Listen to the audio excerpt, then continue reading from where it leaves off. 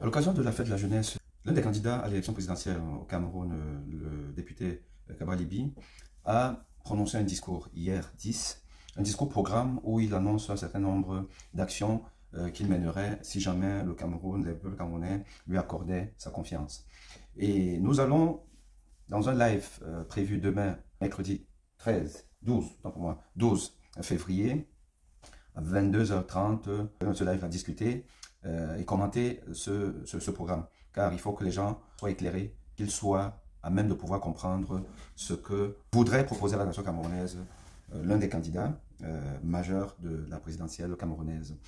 Mais en guise d'intro, pour vous illustrer un peu ce dont nous parlerons demain, les bons points et les mauvais points du discours de M. Kaba Libi, là où il se démarque positivement et peut-être aussi négativement, nous parlerons de ça.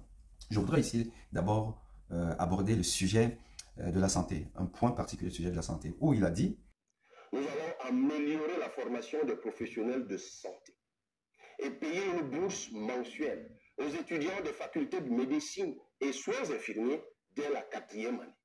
Alors, M. Kaba Libi nous dit que quand il sera président, il va offrir aux étudiants en médecine et aux infirmiers et infirmières des bourses à partir de la 4e année. Un homme politique fait des promesses. Et un bon homme politique, c'est celui qui fait des promesses réalisables. Et un excellent homme politique, c'est celui qui réalise les promesses qu'il a tenues.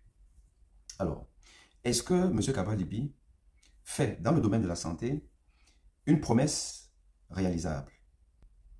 Toute est la question. Nous parlerons de ça demain.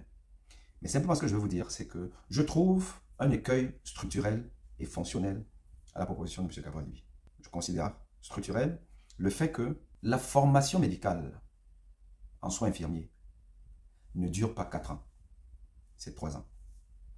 Sauf s'il va reformer justement cette formation pour la prolonger, mais c'est 3 ans. S'il entend prolonger la durée de formation des infirmiers et infirmières, ben pourquoi pas. Mais si on reste sur le classique dans le monde entier, 3 années de formation en soins infirmiers, ben je ne vois pas comment est-ce qu'il donnerait une bourse à des gens qui sont déjà infirmiers, qui ne sont plus étudiants. Et à propos des... donc structurellement, il y a quand même un problème à cette proposition. Et maintenant, sur le plan fonctionnel, je veux dire que pour les médecins, donner la bourse aux étudiants à partir de la 4e année, qui sont déjà en stage pratique, donc qui font déjà des gardes, alors que les jeunes étudiants de la première tranche de la formation, qui viennent d'arriver, qui n'ont pas les moyens de pouvoir générer des revenus,